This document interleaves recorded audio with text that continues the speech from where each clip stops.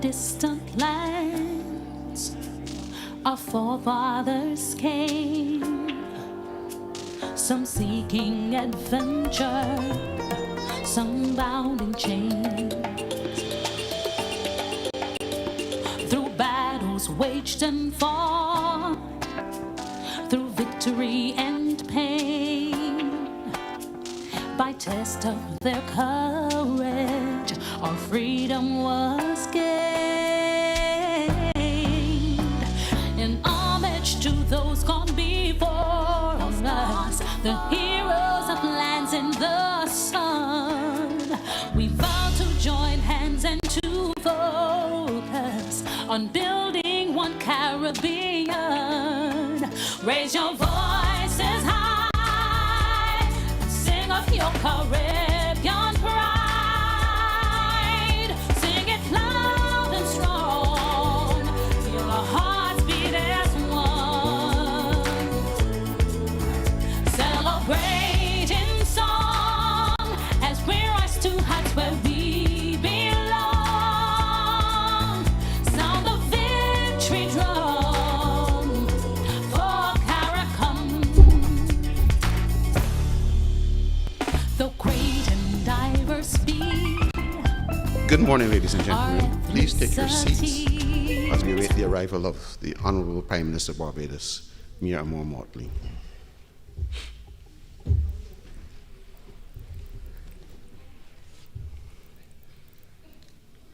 didn't even recognize that was you there. Or you. Mask.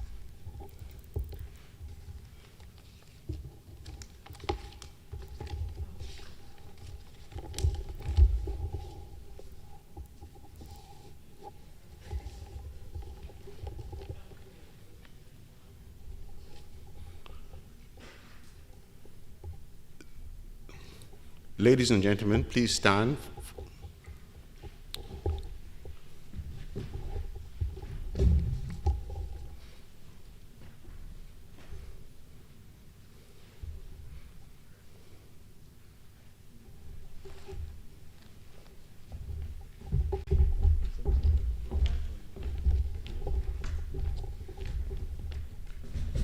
Please remain upstanding while we listen to the national anthem of Barbados.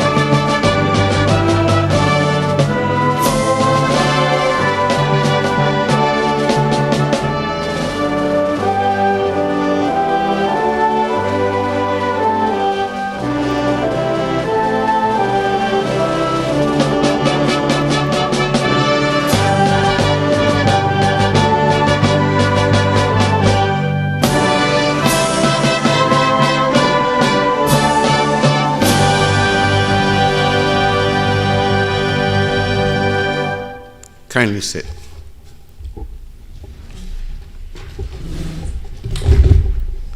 Good morning, ladies and gentlemen. My name is Robert Weeks, and I am the Finance Advisor to the Technical Assistance Program for Sustainable Energy in the Caribbean. I will be your master of ceremonies for this morning's event. At the outset, I wish to acknowledge the presence of the Honorable Mia Amor Motley, Queen's Counsel, Prime Minister of Barbados, and Minister of Finance, Economic Affairs and Investment, the Honorable Kerry Simmons, Minister of Energy, Small Business and Entrepreneurship in Barbados. I also acknowledge the Chief Executive Officer of the CARICOM Development Fund, Mr. Ronald Sumer, the Executive Director of the Caribbean Center for Renewable Energy and Energy Efficiency, Dr. Gary Jackson, and Mr. Simon Zellner, Program Manager for the Technical Assistance Program for Sustainable Energy in the Caribbean, as well as Dr. Devon Gardiner, Program Manager of the CARICOM Energy Unit. These are the persons who are here physically with us, but I also wish to acknowledge those who are joining us virtually because of the pandemic, and specifically I refer to Mr. Joseph Cox, the Assistant Secretary General of the CARICOM, who is also Director of the CARICOM Development Fund, and the directors of both institutions who are being highlighted this morning, the CARICOM Development Fund and the Caribbean Center for Renewable Energy and Energy Efficiency. Special invited guests in our virtual community, I thank you for taking time out of your very busy schedule to join us in the official launch of two very important flagship facilities within the sustainable energy sector, the Project Preparation Facility and the Credit Risk Abatement Facility. These are commonly referred to by the acronyms PPF and CRAF. Today is a watershed moment in the regional sustainable energy sector within CARICOM member states, and this will also be underpinned not only by the launch, but the signing of a cooperation agreement between these two forward-looking regional institutions, the CARICOM Development Fund, CDF, and CCRE, both of which are domiciled in Barbados. As we seek to be as efficient as possible in the dispatch of this morning's agenda before us, I now hand over to Minister, the Honorable Kerry Simmons, to welcome you to the event. Minister Simmons. Good morning, ladies and gentlemen. Thank you very much, Mr. Master of Ceremonies, the Honorable Mia Amor Motley, QC MP, Prime Minister and Minister of Finance, Economic Affairs and Investment of Barbados, Mr. Ronald Sumer, Chief Executive Officer of the CARICOM Development Fund, Dr. Gary Jackson, Executive Director of the Caribbean Center for Renewable Energy and Energy Efficiency, Mr. Simon Zellner, Program Manager, Technical Assistance Program for Sustainable Energy in the Caribbean, and Mr. Devon Gardiner, the Head of the CARICOM Energy Unit of the CARICOM Secretariat. Other specially invited guests, ladies and gentlemen of the media, ladies and gentlemen all. Good morning to you again. It is my pleasure this morning to present these brief opening remarks at the launch of the Project Preparation Facility and the Credit Risk Abatement Facility held jointly between the Caribbean Center for Renewable Energy and Energy Efficiency and the Caribbean Development Fund. Both of these facilities aim to address the long-standing challenges faced by many CARICOM member states, which are striving to achieve both regional and national targets in the area of energy transformation. While it cannot be denied that many sources of international funding are available to finance the transition to more sustainable energy sources, the Caribbean region remains hindered and restricted in its ability to adequately assess and access such financing. Across this region, the myriad challenges which we are facing include project preparation, technical assistance deficits, project execution, the ability to properly monitor and evaluate the success of projects, the access to the right types of financing in order to suit our specific and unique needs, and of course, the access to financing that is sufficiently flexible in order to take into consideration the potentially devastating burden of natural disasters such as hurricanes, which, as you are well aware, especially at this time of the year, can wreak havoc on our economies and greatly retard our pace of development. In Barbados specifically, we are aiming to move from being fossil fuel dependent to becoming powered by 100% renewable sources by the year 2030. And this ambitious target, with its 11-year planning horizon, has been described by many as being heroic. And while that may be the case, in practical reality, its consequences have been that it has triggered a restructuring of the ministry responsible for energy so that projects, quote unquote, both in terms of their execution and in the context of their monitoring and their coordination, have now been prioritized alongside standard policy-based sectoral responsibilities. And what began as a simple project execution unit in the Division of Energy, staffed with only a handful of technical project staff, is now therefore a much more adequately staffed project monitoring and coordination unit, headed by a permanent secretary with specific responsibility for project management, monitoring and evaluation, the matters of procurement, administrative support, technical support, and financial management, as well as public education and communication. Having this strategic unit has made the management of renewable energy projects far more practicable, and it has also allowed for a deeper focus on the implementation activities which are tied to the 2030 target. But beyond this, I am certain that all member states will recognize that this necessary process of transformation is one which must, by its very nature, transcend merely cosmetic adjustments. It will require fundamentally reconstructive approaches in terms of organizational structures and in the modernizing of the way we conduct business generally. An entire restructuring of this sector is therefore inevitable and unavoidable as we forge into the new and uncharted realm of energy generation. The creation today of the CCRE Project Preparation Facility, as well as the Credit Risk Abatement Facility at the regional level, will now allow us as regional project developers to have a safe space where the necessary assistance can be provided to ensure that no one is left behind in our quest for energy self-sufficiency and independence in the supply and generation of energy.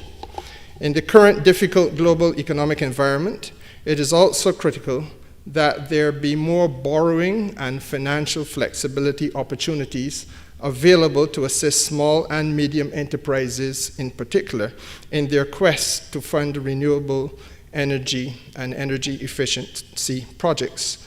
In this regard, I am pleased that CRAF will now be available to provide much needed credit risk guarantees to financiers and also targeted technical assistance to build capacity among small, medium enterprises.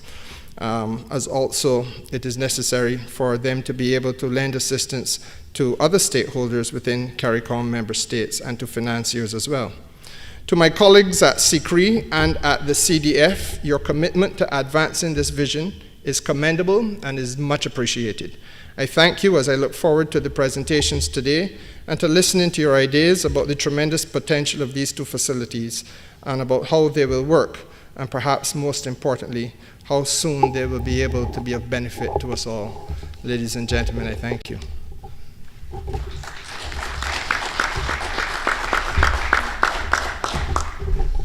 Thank you very much, Minister Simmons.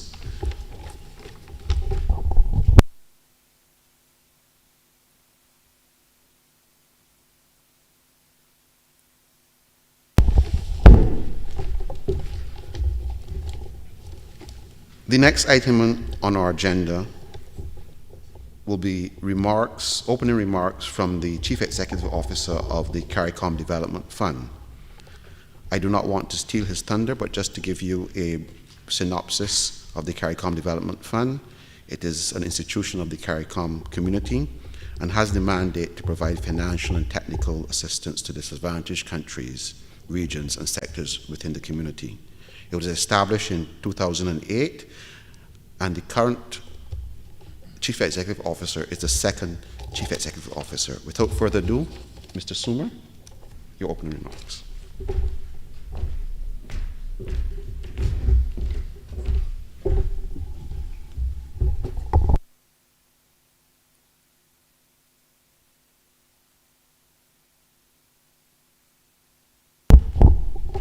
Thank you, Robert. Honorable Mia Amor Motley, Prime Minister and Minister of Finance, Economic Affairs and Investment of Barbados, the Honorable Kerry Simmons, Minister of Energy, Small Business and Entrepreneurship, Senator Rawdon Adams, Director for More Developed Countries on the Board of Directors. I think he's joining us remotely today, as well as other CDF board members joining us remotely. Importantly, Mr. Joseph Cox, Assistant Secretary General of CARICOM, responsible for trade and economic integration. Ministers and permanent secretaries of ministries of energy across the region, representatives of financial institutions, energy service companies, other service providers, and small and medium-sized enterprises, representatives of regional agencies, development partner institutions, and diplomatic missions based in Barbados, the wider region, and further afield, distinguished ladies and gentlemen, members of the press, all of you joining us here in person and online via meeting and social media platforms, good morning. On behalf of the CARICOM Development Fund, the CDF, I extend heartfelt appreciation to all of you for being here with us today to launch the CDF's Credit Risk Abatement Facility, which we call CRAF for short, which is being done jointly with the launch of the Project Preparation Facility, or the PPF, of the Caribbean Center for Renewable Energy and Energy Efficiency.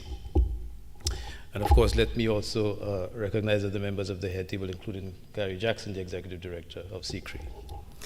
Permit me to briefly place the Credit Risk Abatement Facility initiative in the context of the rationale for and the purpose of the CDF, notwithstanding the Master of Ceremonies' brief reference to the CDF. The CDF was established pursuant to Article 158 of the revised Treaty of Chaguaramas to provide technical and financial assistance to countries, regions, and sectors that are determined to be disadvantaged, among other reasons, by the implementation of the CARICOM Single Market and Economy, the CSME. By addressing or preempting those situations of disadvantage, the CDF, through its program activities and product offerings, promotes greater economic and social cohesion within the community, and thereby strengthens the platform for deeper and more beneficial regional integration. The 2008 agreement establishing the CDF provides us with our own separate and distinct legal personality. Among other capacities, our unique mandate and identity orients and empowers the CDF to treat with the developmental needs of both the public and private sectors in the pursuit of our core objective of attenuating economic and social dislocation. Consistent with that objective, since the inception of our country programs in 2010, the CDF's interventions have been geared towards three broad areas. Firstly, addressing structural diversification and infrastructure development. Secondly, facilitating regional investment promotion and mobilization. And thirdly, facilitating business development and enterprise competitiveness. These two latter thematic thrusts, facilitating and mobilizing investment at the regional level and enabling enterprise development and competitiveness, will be significantly advanced once the craft that we are launching today becomes operational. Today, therefore, marks a significant milestone in the accomplishment of our mission. This journey began 3 years ago when the CDF, as part of the Finance Working Group for the Caribbean Sustainable Energy Roadmap and Strategy Platform, recognized the need to address funding gaps and to craft financing solutions to support investments in the sustainable energy space. So how did we seek to respond to that need? We started from the premise that CARICOM member states, in delivering on their climate change response priorities, understand and accept that they must engage the private sector, particularly small and medium-sized enterprises. Domestic investment in sustainable energy technologies and practices represents a close positive nexus between the environmental objective of reducing energy emissions and therefore mitigating the adverse impact on climate change, and the economic pursuit of enhancing business competitiveness by reducing operating costs. SMEs, however, as Minister Simmons pointed out, are typically at a disadvantage and challenged in their bid to invest in renewable energy and energy efficiency technologies and measures. One such perennial challenge, which we all know, is a lack of access to financing. And an underexploited avenue for increasing ease of access to finance for SMEs is the active encouragement and facilitation of the local financial sector to become a significant player in providing innovative financing options.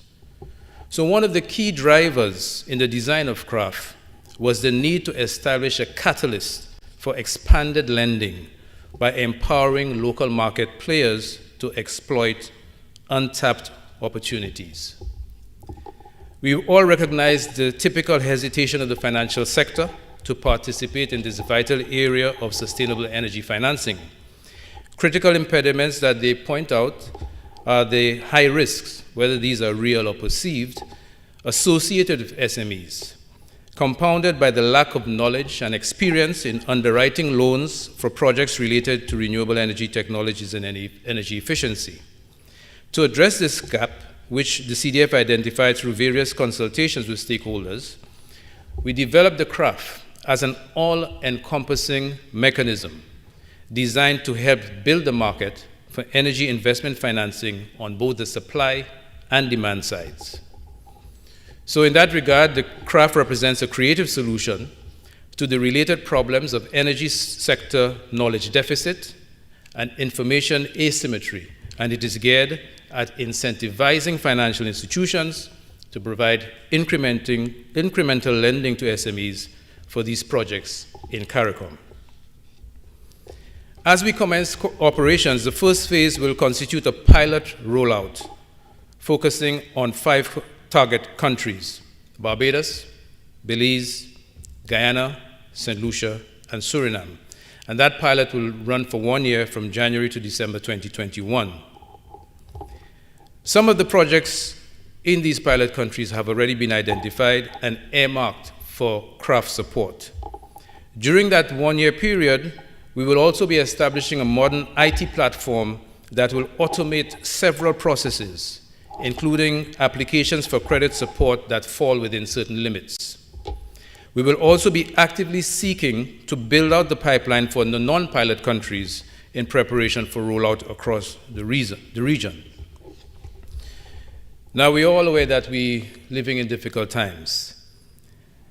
Launching a new product, particularly of this nature in such uncertain times, means that we will have to exercise creativity and flexibility and remain resolute in our efforts to achieve success during this initial phase. Doing this while primary stakeholders and targeted beneficiaries in the private sector persist with their own efforts to adapt and innovate to survive in this challenging environment. We at the CDF have every expectation that the SME sector in particular will embrace CRAF as part of a systemic response to the adjustment necessary to survive and continue operating through this phase of transition to economic recovery in the short to medium term.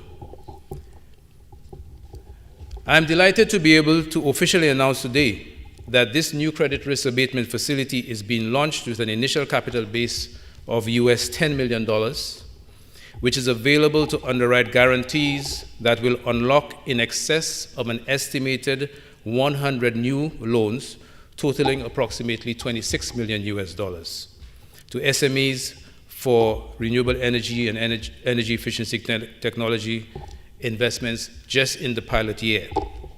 Another US $3 million is available for technical assistance to build the capacity of financiers to appraise and manage sustainable energy projects, to provide services to SMEs to improve the technical quality and bankability of their projects, and to build the capacity of energy service providers, in particular energy service companies. We are extremely excited about this pilot phase of CRAF and want to recognize the very generous support of our partners. Specifically, on behalf of the board, management, and staff of the CDF, I would like to place on record our appreciation to our existing partners, the GIZ, especially Mr. Simon Zellner and Mr. Robert Weeks, who's our Master of Ceremonies, the CARICOM Secretariat Energy Unit, especially Dr. Devon Gardner, for their unstinting support, confidence, and guidance in getting us to this important milestone.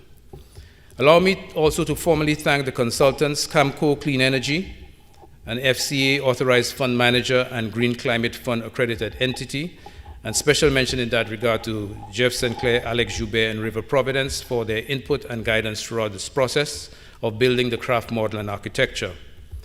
And of course, I cannot help but single out among my competent and very dedicated staff at the CDF for public expression of my gratitude for their commitment and professional effort on this project.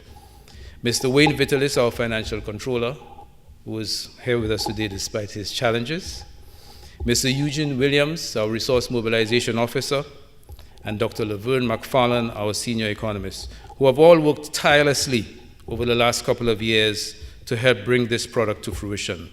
I must also make special mention of Mr. Kwesi Worrell, an intern financed by the GIZ through the TAPSEC program, whose input has been instrumental to the organization of this launch event. In closing, I am particularly pleased that the CRAF is being launched jointly with SECRE's project preparation facility. This is an indication of the type of partnership that needs to be forged to leverage complementarities across the work of regional institutions in CARICOM.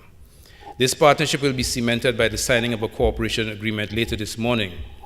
It is also very significant for us to be launching the CRAF in Barbados, because during the CDF's first contribution cycle, Barbados was a net contributor to the resources of the CDF. During this current cycle, there is a keen mutual interest in making some of the resources of the fund available to Barbados, particularly within the context of implementation of the CARICOM cohesion policy. I am therefore very encouraged by the presence of Prime Minister Motley, Minister Simmons, and key stakeholders from the private sector as we continue to engage Barbados in discussion on the CRAF as one of the countries identified to be part of the pilot phase. I am optimistic about the future for this initiative, as joining us online are other ministers of energy and various regulatory bodies across the region. This is a clear indication of the commitment of member states to overcome the barriers to driving investments in sustainable energy as we continue to develop these partnerships in building out the project pipeline. Thanks again to all our distinguished in-person attendees, stakeholders, and interested parties joining us online for contributing to the successful launch of this product, one which we expect to unlock some of the latent economic development potential of our member countries, to catalyze a greater level of domestic investment in sustainable energy, and to foster an increased and more sustained level of participation by local financial institutions in the energy sector. Thank you, ladies and gentlemen.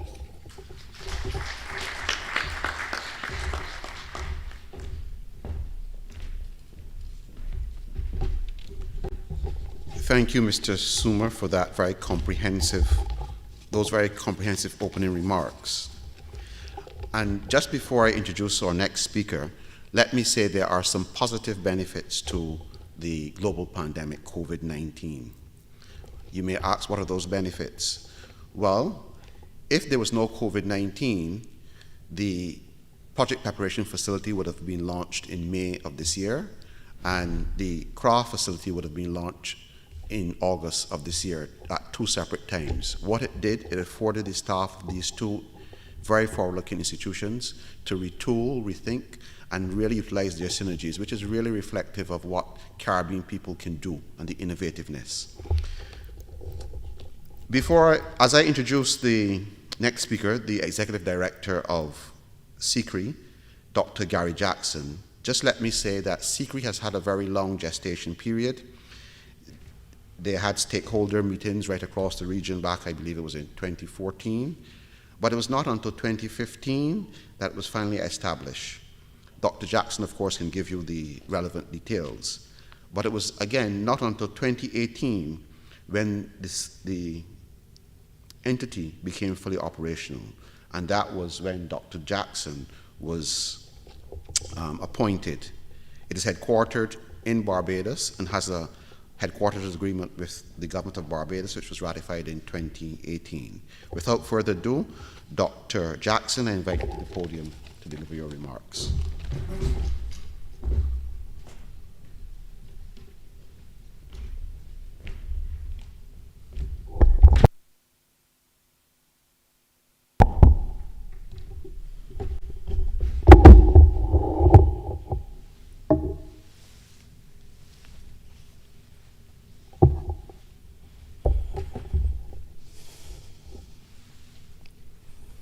The Right Honourable Mia Moore Motley, Prime Minister of Barbados and Minister of Finance, Economic Affairs and Investment. I'm so happy that you're here, ma'am. Bless. The Honourable Kerry Simmons, Minister of Energy, Small Business and Entrepreneurship. Thank you, sir, for being here.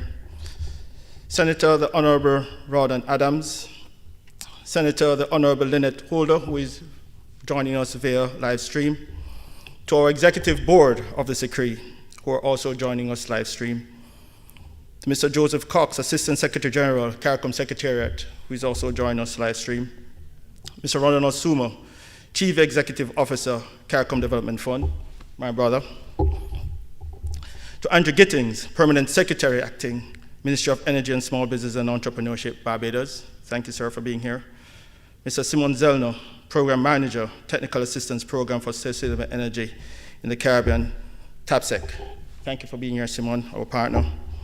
Heads of regional institutions and international organizations, member of the Diplomatic Corps, CARICOM colleagues, members of the media, my CARICOM brothers and sisters who are joining us also via the social media. Ladies and gentlemen, good morning. People, policy, plan, project, partnership. That's what I want to speak to you about today. People are the core to what we do at the SECRE and for all our regional institutions as well. Our human capital is really what's more important to us. For them to survive this pandemic, for them to survive these economic challenges that is upon us. We are now experiencing the earthquake and the tsunami is to come. We have to find the right mechanism, the right platform, and an enabling environment to support our people. They are necessary for economic development. We are the future. Our children are the future's future. It is very important that we build capacity from within, and it's very important that we connect with our brothers and sisters, leaving no man behind. This race is not for the swift, but the ones who endure. And we have recognized 2020 as a period of challenges, and we are not sure what 2021 will offer. But what we do know, we are here, and we are still able to drive the change that we so seek. So policy is what's going to help us to give us some direction as the foundation for an appropriate legislative and regulatory construct. We have to use that policy based on our people. It informs their lives, it encourages, it transforms. It will be part of the energy transition that we so seek for our survival. But the policy cannot stand alone. The policy would need to have some enabling functions, that legislative and regulatory, to give it teeth, to make it an action that can transform the lives of our people. But in building that policy, we need to have a plan that is effective, a plan that converts, that builds our sustainable energy platform, a plan that is so good that is going to transform our energy sector to one that is climate resilient, one that is sustainable, affordable, focusing on improving the lives of our people. A plan that builds on that resilient component. The SICRE has right now institutionalized an integrated resource and resilience planning function, and we are now supporting 5 member states through this process, namely Guyana, Trinidad and Tobago, St. Lucia, Belize, and who else? What's the other one? Jamaica. How could I forget I'm from Jamaica? And what this plan is going to do is looks on 25 to 30-year horizon. And we are going to try to look at all the different facets of energy, both on the supply side and on the demand side. What does that mean? Countries have set targets for themselves, and they have set bold and ambitious targets. Prime Minister, I know you are pushing your team for that 2030 goal of 100%. That means all hands on deck, leaving no man behind. So I know you have a passion, Prime Minister, for the small man. So we speak about the small and medium enterprises. They are a big part of that solution, and Mr. Suma would have indicated about the credit risk abatement facility, which is going to help that small man to not be intimidated by the financial institutions, but to know that they have a project through our project preparation facility that is going to help them to get to that finish line and to be a part of that solution that is going to transform their lives and the lives of their neighbors. But out of that plan, we need to have those projects that can meet the financial rigor that is required for them to be able to get to fruition. Projects that is going to need capital, that we need to develop risk profiles on to ensure that they have mitigated those risks, that will see them providing deliverance, providing energy, saving energy, and delivering on the promise. These projects are going to go through a series of iterations. We want to ensure through the project preparation facility that we understand what these projects need. Pre-feasibility study, economic and social safeguard.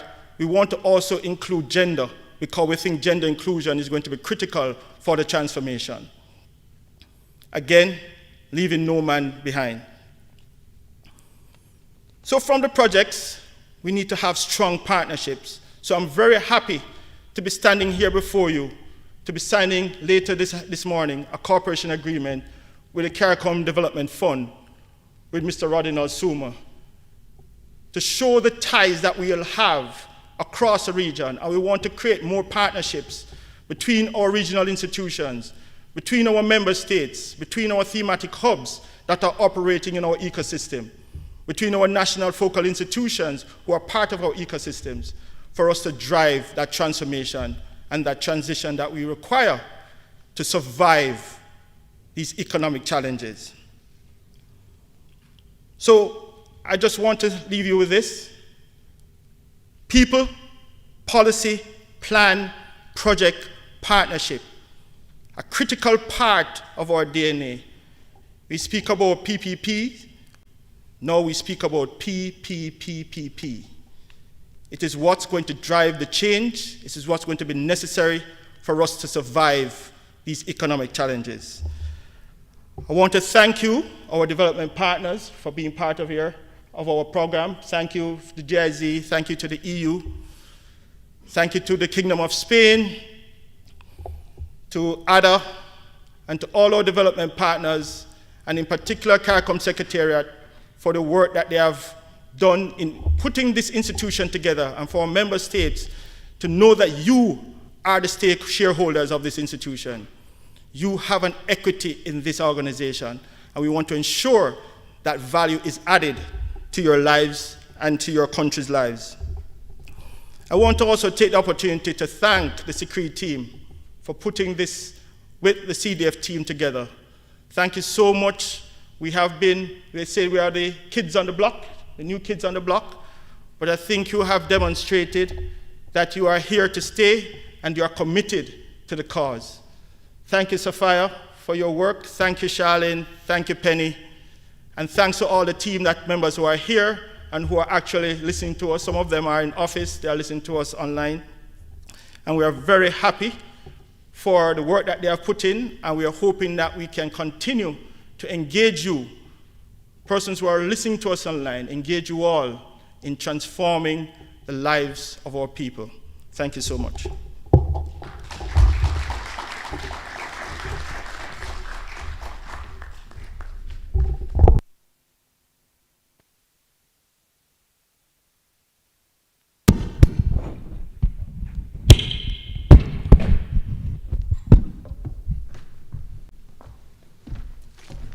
Thank you, Dr. Jackson, for your opening remarks, very focused and giving us some idea as to where SICRI, with its very talented team, is headed.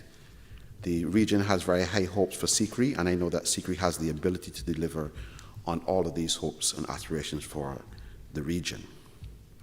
Without further ado, I will now introduce Mr. Simon Zellner, Program Manager for the Technical Assistance Program for Sustainable Energy in the Caribbean. But before I do, I just want to say that this program, which is known by its acronym more widely, TAPSEC, is really supporting not only the CARICOM member states, but also the CARIFORM countries within the wider context of the Caribbean and EU partnerships.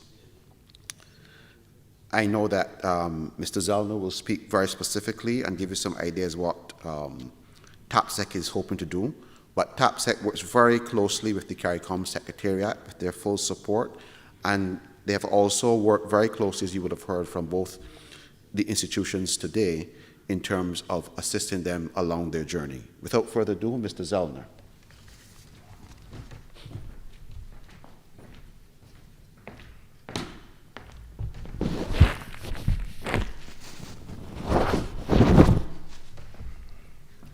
Thank you, Robert. Honorable Mia Moore-Motley, Prime Minister of Barbados and Minister of Finance, Economic Affairs and Investment. Honorable Carrie Simmons, Minister of Energy, Small Business and Entrepreneurship.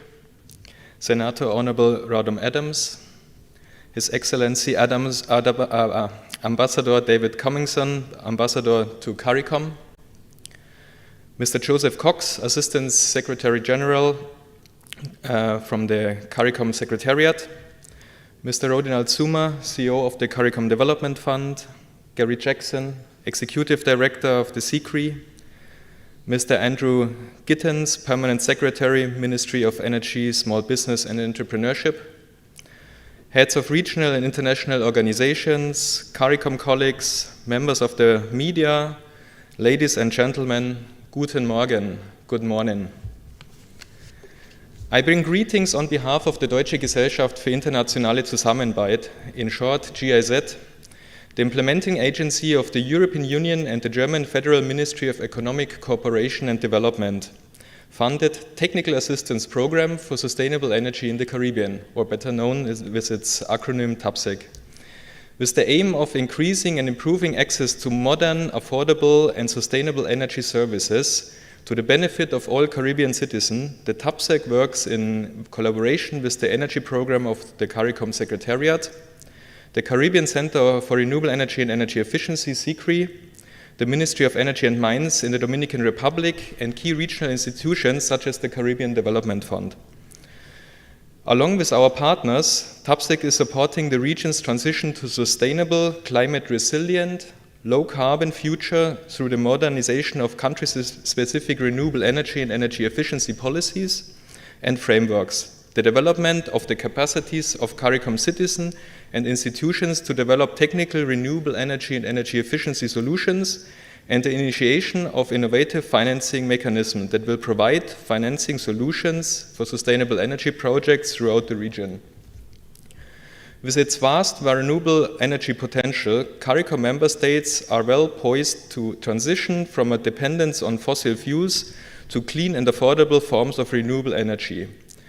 Still, as we know, it takes robust partnerships, technical capacity, strong networks, and a well-resourced and equipped ecosystem to turn this potential into power. And so today, TAPSEC is exceptionally pleased to join with the SICRI and CDF in launching the project preparation facility and the credit risk abatement facility.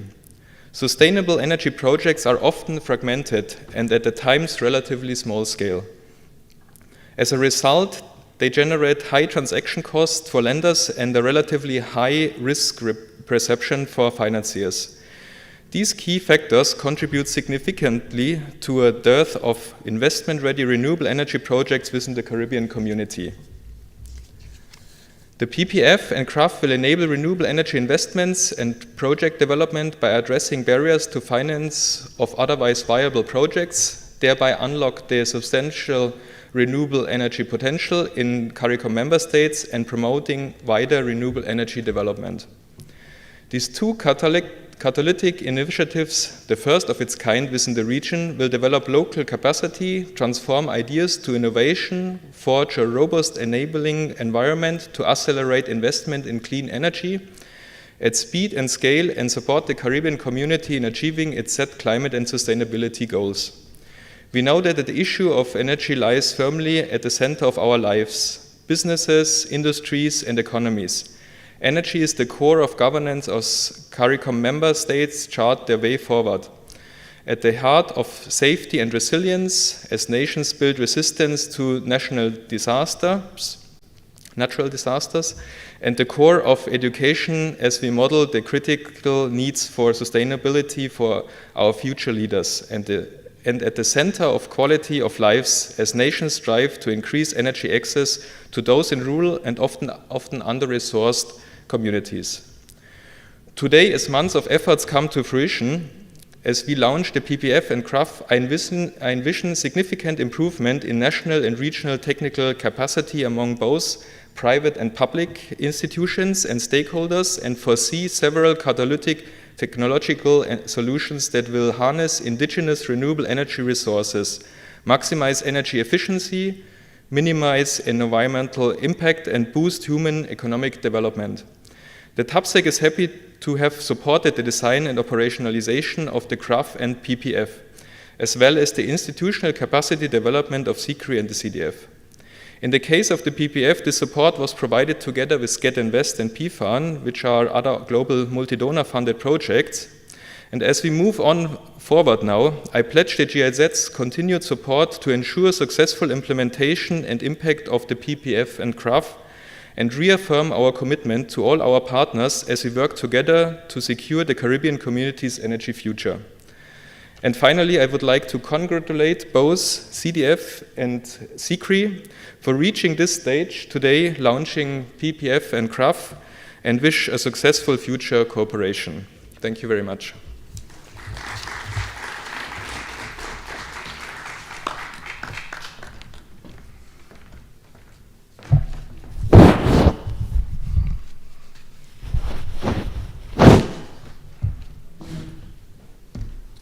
Thank you, Mr. Zellner, and thank you for that commitment to the region in terms of continued support for these two facilities.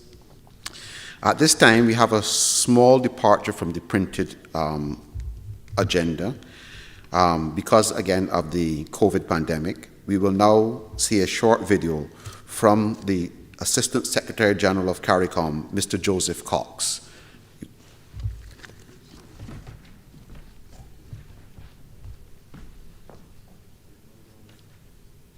The members of the Cabinet of the Government of Barbados, Dr. Gary Jackson, Executive Director of the Caribbean Center for Renewable Energy Efficiency, CCRI, Mr. Rodney Masuma, Chief Executive Officer of the CARICOM Development Fund, CDF, members of the Diplomatic Corps,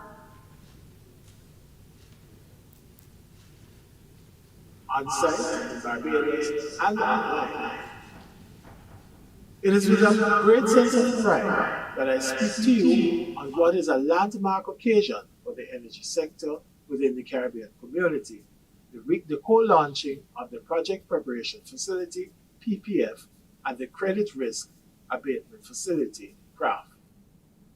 Energy security is a major challenge and impediment to the competitiveness for many Caribbean island states. The region suffers from a near total dependence on imported petroleum products, for both transportation and electricity. Inadequate energy governance and regulatory structures, the relative small size of the individual markets, and outdated generating equipment and transmission networks contribute to a vicious cycle that discourages investment in the region. The result is expensive, unreliable, and carbon-intensive electricity. The frequently high cost and consistently volatile prices of fuel divert hard currency away from economic development. Indeed, oil imports account for anywhere between 10 and 20% of the region's GDP, reduces competitiveness across almost all economic sectors, and renders the energy sector vulnerable to supply shocks. Simultaneously, the region has access to an abundance of renewable and other sustainable energy resources. These alternatives have the potential to diversify the energy matrix, reducing the region's dependence on imported petroleum products while enhancing reliability and even lowering electricity costs over the long run. Achieving the appropriate balance of baseload renewables, for example geothermal energy, and intermittent sources, for example solar and wind power, will be critical to meet future demand and rising electricity tariffs throughout the region. When judiciously combined with measures to enhance energy efficiency and distributed energy resources, greater use of multiple clean energy alternatives can provide a stable and lower-cost solution that will boost the region's competitiveness and reduce the vulnerability to high and volatile fuel prices. The integration of sustainable energy solutions requires changes to the energy sector's business model. This has consistently presented challenges and to take advantage of the options and opportunities for sustainable energy deployment. Numerous market adjustments, including policy and regulatory reforms, will be critical. But it is the establishment of a pipeline of high-quality, bankable projects, especially within the small disaggregated markets of the region, that will serve to reduce much of the perceived risks and the transaction costs that are necessary for greater access to investment capital. In that regard, the establishment of a project preparation facility that can serve as a pumping modality that efficiently and effectively moves projects from idea to investment represents the holy grail for the sector. It is estimated that collectively the region requires around $20 billion to meet the stated CSAM's target for a 47% renewable contribution to power generation over the next 8 years. This translates to between 3.5% and 5% of GDP for the individual countries. The energy efficiency opportunities too require around $4 billion in investment over the same 8-year period. As a case in point, the identified opportunities within residential, public, commercial, tourism, and industrial sectors in 5 countries, Barbados, Belize, Grenada, Jamaica, and St. Lucia, require approximately $1 billion in total investment and could result in an average savings of 23% of energy use, or approximately $300 million per year, with a payback of 3.6 years. There are heightened market risks due to a small economies of scale, lack of experience with renewables, the macroeconomic circumstances in our respective countries, among other factors. A reality too is a relatively low international credit rating of most of our countries, which reduces investor appetite for project financing and results in excessive collateral requirements and high interest terms for loans when available. The emergence of the credit risk of the Abatement facility to de-risk lending and enhance clean energy investments for SMEs is a critical plank within the arsenal of creative financing strategies and innovative fiscal tools that can endear project owners with the ability to attract the right quantity and quality of capital required for their implementation. The ideas at the craft is but one of the mechanisms that are within the mix of available options that are based on global, regional, bilateral, and national, or even community-based solutions which are needed to positively transform the energy systems within CARICOM. When taken together, the expectation is that the project preparation facility will improve the quantity and quality of the projects that are available to commercial lending institutions, and the risk abatement provided by the CRAF will serve to increase the proportion of these projects that receive debt financing. We will robustly monitor and track the performance of these facilities with the intent to make adjustments where and when necessary, so that we will continually meet the needs of the sustainable energy markets within the member states. Today, the CARICOM Secretariat, which plays its role in conceiving these two facilities, stands as a very proud parent, knowing that they will make the energy landscape within the region better than it has ever been. Ladies and gentlemen, with that, I thank you.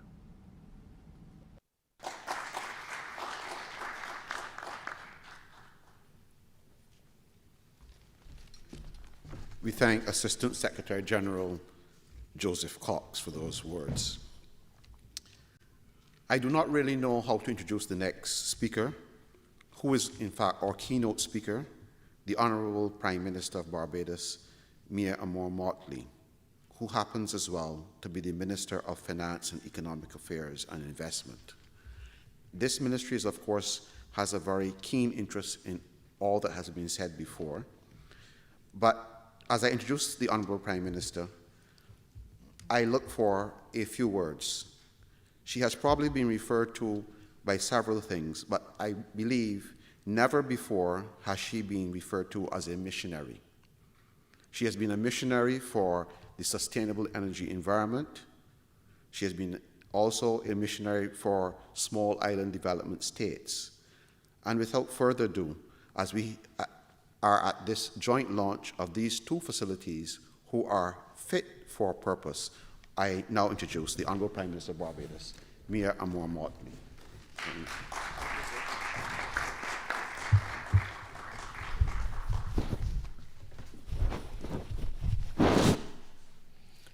Thank you very much, Mr. Chairman. I'm not sure how to take that introduction as being described as a missionary. Suffice it to say that all things being equal, I could accept it, Kerry, so long as it's not a mission impossible. The truth is that as I sat there wondering what I would say to you, I reflected on the fact that this region has been having these discussions for simply too long. And the question begs itself, why have the discussions gone on for so long? And why have we not seen the level of critical progress that we would normally have expected, given the excitement, intensity, and passion surrounding these discussions for almost a decade? One could stretch beyond the decade, but let's leave it there. And more often than not, it comes down to a combination of lack of access to capital, lack of capacity to persuade persons that the projects are viable, and regulatory arbitrage that will cause you to want to cry. We have today put before us two of the critical components that have been reflected as obstacles. A lot of the younger and smaller people who want to get into this industry have been confronted with the difficulty of what they're preparing and how they're preparing. And to that extent, the product being launched here this morning for the project preparation facility is welcomed because it will aid in areas where there is a clear need. Similarly, the credit risk abatement facility is intended to make pure or holy that which is neither pure nor holy for the commercial banks, primarily, and to a lesser extent, for some of the investment banks for larger projects. The truth is that the last time I spoke on behalf of the CARICOM Development Facility, it was at the Accra Hotel, asking for the region to begin to consider the notion of the issuance of some kind of innovative financial instruments that would allow us to focus on resilience and growth within this region. Regrettably, there has not been much progress made in that regard, and it does not allow us to ignore the fact that the CARICOM Development Fund is still not sufficiently capitalized to play the development role that we need it to play in this region, as was contemplated by the drafters and settlers of the revised Treaty of Chaguaramas, largely because it is impossible for you to have a single market and single economy without there being winners and without there being losers. And Chapter 7 was conceptualized as that leveling chapter that would make it possible for those who came from regions that were disadvantaged, or sectors that were disadvantaged, or countries that were disadvantaged, to believe that the regional project would provide a development framework for you that would allow for access to development finance predominantly in order to meet the challenges first presented by a single market and single economy, but of necessity presented by the environment within which we live. And I go back to this point of challenges because the one thing that has gotten clearer as we have spent time talking about these issues is the extent of the challenge which we face, which is the climate crisis. I don't speak anymore about climate change because to speak of change might suggest some level of neutrality in terms of what the consequences might be. I speak in terms of a climate crisis.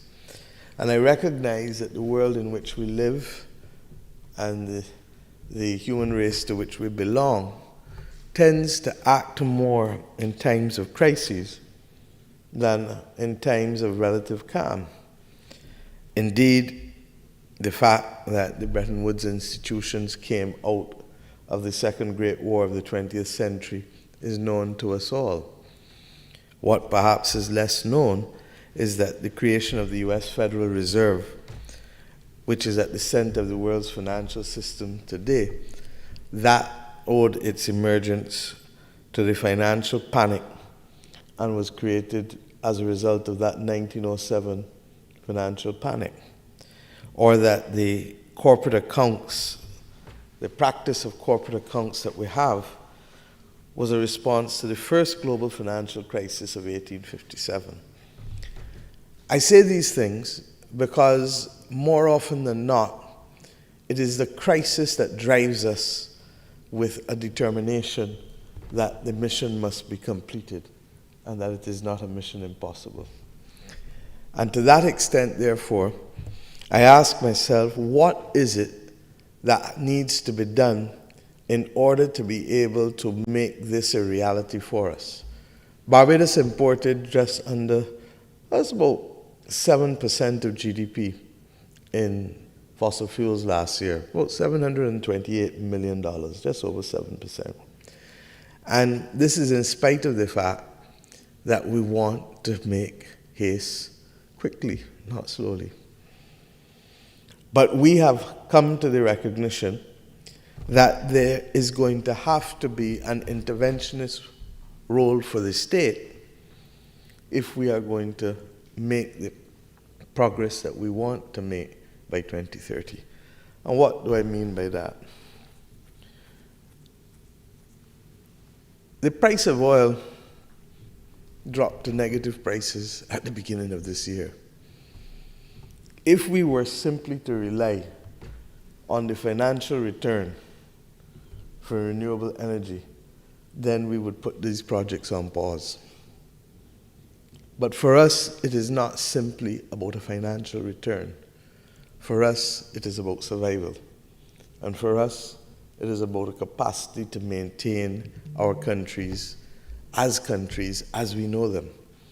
And to that extent, what will happen is that a determination will be made that the economic benefits and the benefits for national security justify our involvement in the areas of renewable energy, even at this time as we speak, when the prices of oil have not necessarily reached the levels that would justify in all aspects a financial return.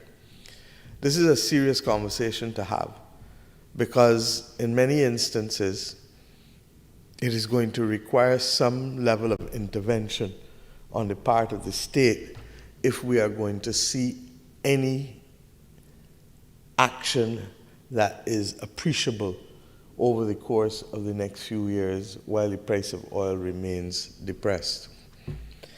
For us, as I said, it is fundamentally an issue of survival.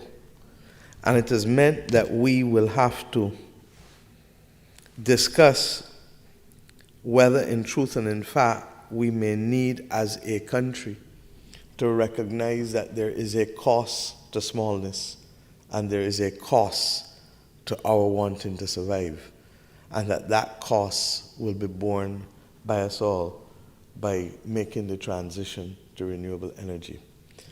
I stay on this point largely because anyone who is focused on numbers and numbers alone may well argue that it is still cheaper to use fossil fuel in some instances, but the extent to which fossil fuel erodes the foundation upon which we stand is significant. I also want us to recognize that the policy decisions of the state and companies matter. With respect to the companies, the two products being launched here are intended to give you the comfort that it is okay for you to literally make the transition, because these two products are intended to help you get from idea to investment. But at the level of the state, there are critical decisions that have been made and will continue to be made. In our own instance in Barbados, we have determined that, yes, by 2030, we want, at best, fossil fuel free, at worst, carbon neutral, recognizing that we don't live on our own in this world. But those things over which we have control, then we ought to be able to make the transition. It has meant that at the level of our own cabinet, that we have made a number of decisions recently, recognizing that one of the key transformational aspects of renewable energy as well is the potential for democratization of ownership of assets and the pursuit of economic enfranchisement, which remains one of the major goals of almost all post-independence governments in the Caribbean.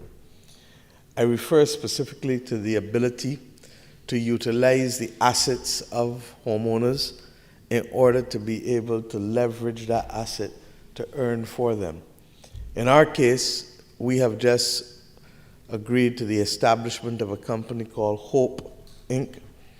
And Hope Inc. will essentially undertake housing and will enter arrangements for those homeowners, potential homeowners who are interested in being able to access land at or property, I should say, at significantly subsidized prices by assigning the rights to their roof for those who are prepared to put on the photovoltaic panels, and hence remove from them the cost of the land that they would otherwise have to find the money for. So, put simply, that those potential owners who are prepared to enter a contract to assign the benefits of their roof for energy production through solar photovoltaic panels will then be able to have access to the land on which their house will be built without having to pay for the land. It works out with a modest rate of return for the developer of the housing programs, but what it does is that it allows persons who might otherwise have difficulty in being able to access a mortgage and to afford the price of a house because of where they are in terms of their earning power, that they would now be able to do so. We've also agreed that 25% of the renewable energy market has to be reserved for some areas that are critical to national development, but for which funding is difficult. I refer specifically to the water sector, to the area of transport, and to the area of the third sector, which in the Caribbean continues to be that set of charitable entities that are required to close the cracks that exist in our economy. Why water? The British government, when they were our colonizers, and other European governments, I would imagine, would have laid water infrastructure more than a century ago, much of which today is in a very, very poor state.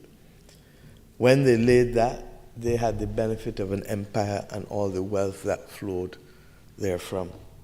We have a country, not an empire, and therefore the ability to afford the new pipes that must of necessity go in if we are to reduce the unfortunate state of almost 50% non-revenue water, in other words, water leaking through the pipes because of bursts.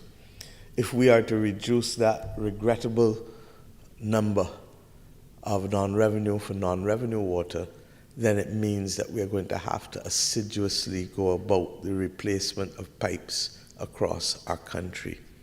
This is all the more so given the impact of the climate crisis on groundwater and the adequacy of groundwater in our nation.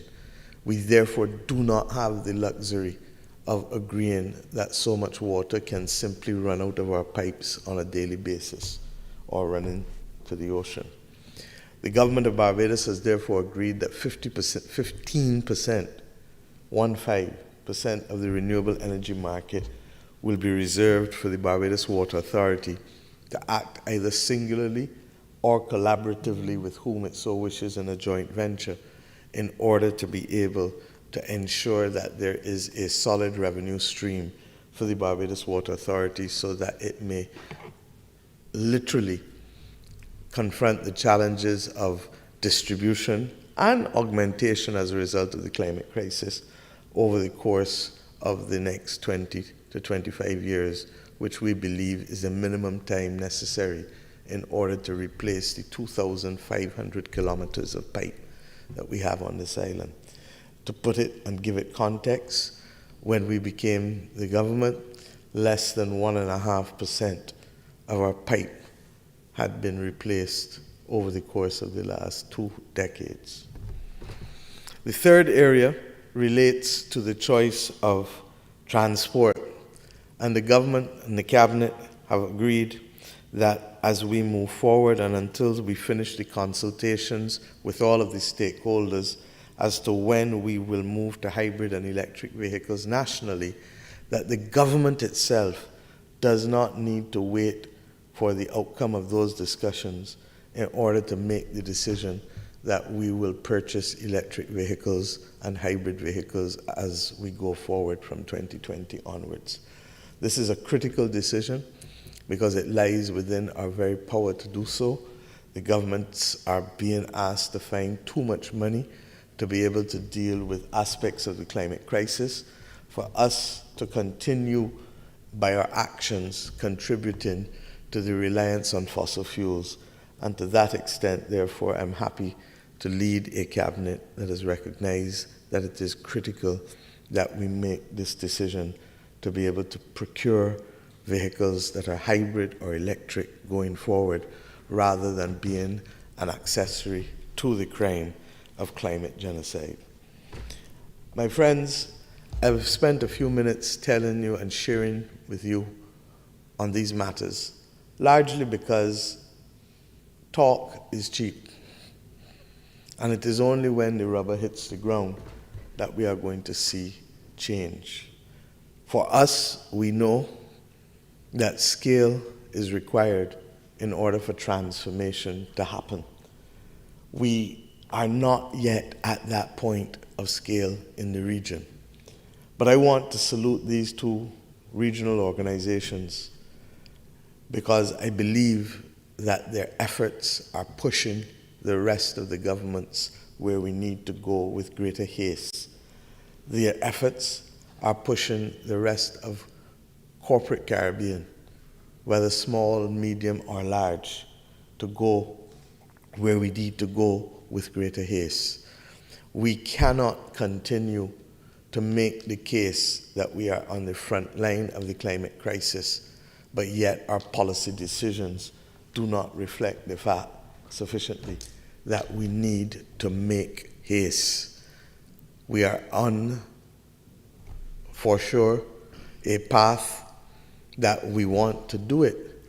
But if we take so long to do it, then others will begin to doubt their own role in bringing order to our condition. And what do I mean by that? The international community is whom we are asking to stick to their obligations as committed to in Paris, which even then are not sufficient to guarantee our survival. But they are better than anything or nothing. We want the international community to recognize, for example, that flesh has to be brought to the Warsaw Mechanism on loss and damage. Because if we are not the ones contributing, and if we are to stay faithful to the principle of the polluter pays, or if we are to stay faithful to the principles that underlie most private international, private commercial law and tortious law, then it is critical that we engage them on this point. But our ability to engage with credibility is compromised if when we can make changes within our own domestic and regional economies, we're not making them with sufficient haste. And that is the simple point that I want to make. I'm not sure that we've served ourselves well enough also, because this is not an area on which there is great or sufficient regional collaboration within the context of the Caribbean community. And while I welcome, Dr. Jackson, your efforts, the truth is that I do believe that the CARICOM Secretariat, and in the context of the revised Treaty of Chaguaramas, that we may need to look back and see how we can strengthen the framework that will impose upon us greater obligations for coordination and for collaboration than currently exists within the community at this stage. For whatever reason, energy was pretty much not a focus of the revised Treaty of Chaguaramas when it was settled. It is regrettable because energy as it was contemplated then was predominantly seen as fossil fuel energy. Energy as we must see it today for our own sustainability has to be on the basis of renewable energy. It is against that background that I repeat the call that I made in Trinidad earlier this year, in February, at the Energy Conference, for there to be greater collaboration at the regional level and amendments, if necessary, to the revised Treaty of Chaguaramas to better facilitate the kind of collaboration and cooperation that I believe to be absolutely essential in this region. If we, like Norman Manley, believe that the Caribbean Sea is our patrimony, and if we believe that the oceans represent one of the best sources of renewable energy going forward, then we cannot leave it to chance as to how we relate to the oceans within the Caribbean community. So that I trust and pray that there will be sufficient political will regionally to put this issue of renewable energy generally, but renewable energy in particular, full and frontally within the context of the revised Treaty of Chaguaramas, so that we can move forward with the kind of collaboration that makes sense given the fact that this ocean, this Caribbean Sea, is really part and parcel of our patrimony, and how we treat to it and who gets what and what obligations we have towards it and what benefits we see accruing from it all have to be settled, and can only be settled through negotiation and settlement of arrangements in a legal framework to which we then agree to be all bound. So I look forward to that kind of engagement. I'm conscious that COVID-19 has put on pause not only your launch of these two products, but so much other things that we ought to have been discussing and preparing and debating in this year 2020. But we have a saying in the Caribbean that what ain't catch you ain't pass you. And to that extent, what is still ahead of us is the opportunity to get it right. And I pray upon the regional officials, the political leadership of the region, and indeed the populations of the region to recognize that it is up to us first and foremost to show that we can take control of the things that fall within our domain before we go to others asking others to help us, because, as we must, because they were responsible for the greenhouse gas emissions that have literally put us in this position.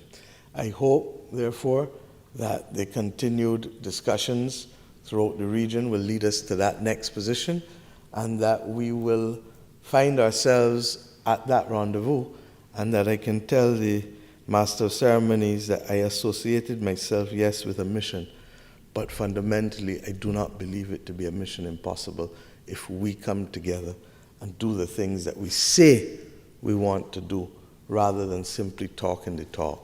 The time for us now is to walk the walk, because time is running out. Thank you.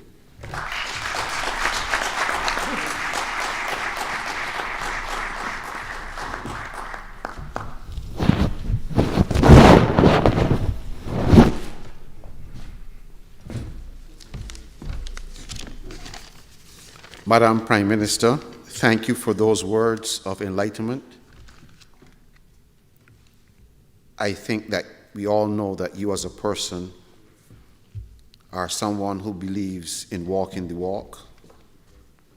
And I am very grateful to you for having taken time out of your extremely busy schedule, knowing what is ahead of you domestically, to have spent some time with us this morning in the launch of this facility.